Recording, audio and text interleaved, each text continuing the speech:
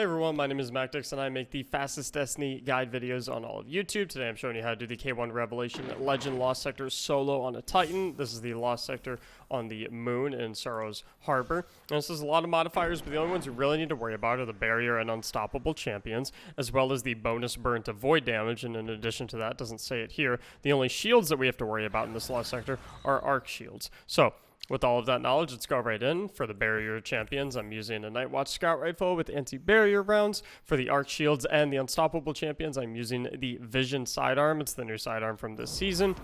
And for the bulk of my damage, I'm using a Void Linear Fusion Rifle in the Threaded Needle with Vorpal Weapon, thanks to that bonus burn to Void damage. And then for my subclass and exotic, I am using a Thunder Crash along with the Curious of the Falling Star that increases Thunder Crash damage. Now, I tried a lot of different loadouts with this Lost Sector, and it is very, very long, and it has a big emphasis on ad clear. So I tried to find, what worked best with consistency and efficiency.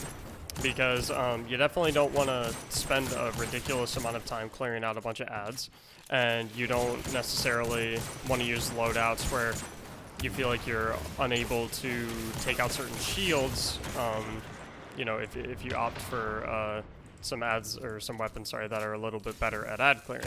So this is the loadout I ended up liking a lot. I gave Leviathan's Breath a try since it has the Unstoppable built in, which frees up your energy slot should you choose to use like a not sidearm weapon.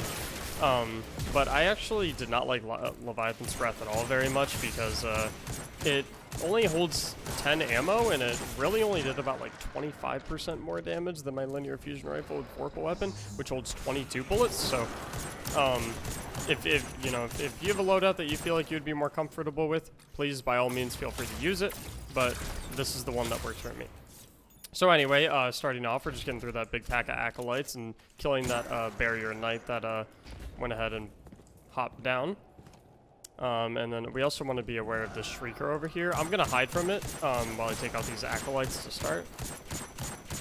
And remember, we have a heavy emphasis on void damage here, so we do have to be very careful about things like the acolytes' guns, the Shrieker bullets, and things of that nature.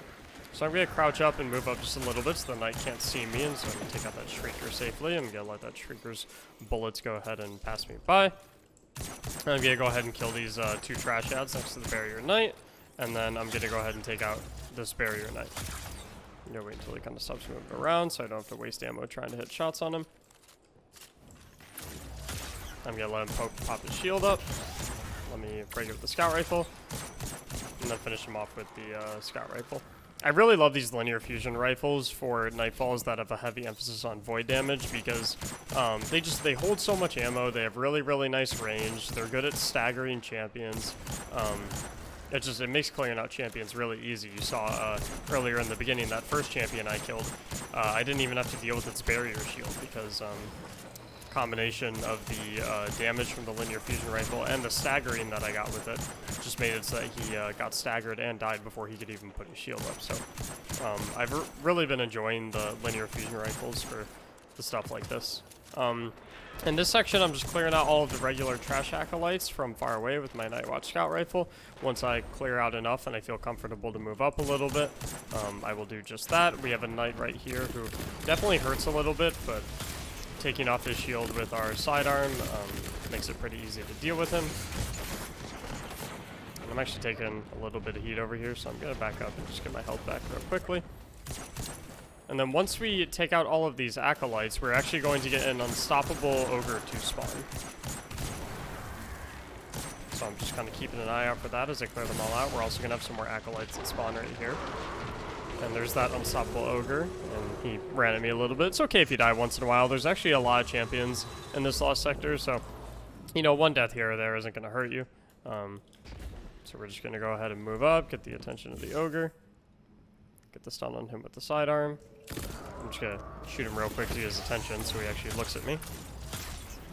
Get a couple shots in with the Linear Fusion Rifle, use our primary to get him down to finisherable territory.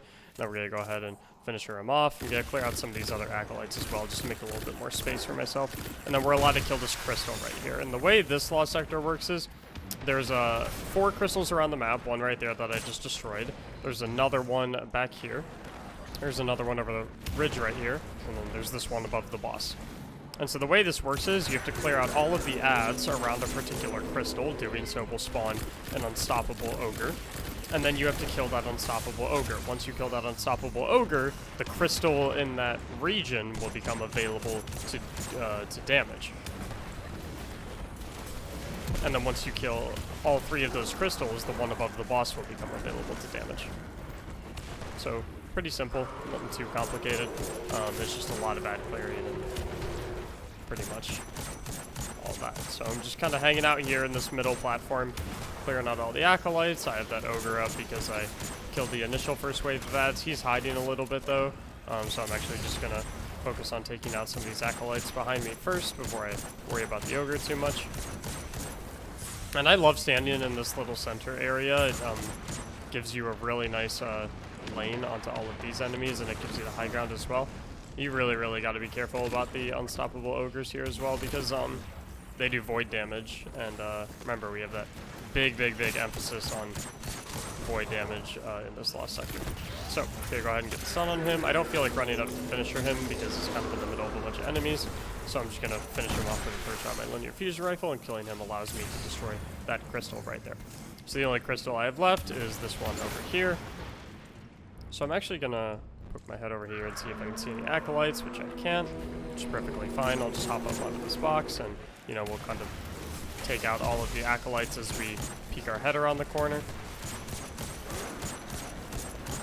And these acolytes love to throw grenades because the fire pit modifier that's on here, they're honestly throwing grenades more often than they're shooting most of the time. So that's why it's really important to take care of all these acolytes before you start worrying about the more difficult enemies like the knights and stuff like that. So I'm going to take the shield off that knight, and then I'll be able to easily zap him with the linear fusion rifle. That's going to spawn the unstoppable ogre. I'm going to go ahead and stun him with my sidearm with unstoppable unstoppable sidearm, and I'm going to go ahead and get all my guns reloaded and start picking off some of these acolytes. I'm going to go ahead and break that crystal, and breaking that third crystal right there is actually going to reveal the final crystal, which when I break it will spawn the boss. So what I'm going to do here is I'm actually going to open up with my Thunder Crash. And you actually got to be really careful with your Thunder Crash because, like I said, boss does a ton of damage, like an absolute ridiculous amount of damage. So if you just go in a straight line at him, he's actually just going to kill you right out of the air. So that's why I kind of swirled around in the air to the best of my ability, because I didn't want to just get one shot by the boss. And that took his HP down a pretty significant amount. We also have a barrier knight that spawns when the boss stuns, and you can kill him before or after you kill the boss. It doesn't really matter, it's totally up to you. I'm going to keep my scout rifle out, just take the shield off the barrier knight. Go ahead and tag him up a little bit more, which will kill him, and that'll be all the champions, which are going to be platinum, and I can run past all of these other ads, of course, and head straight up to the chest.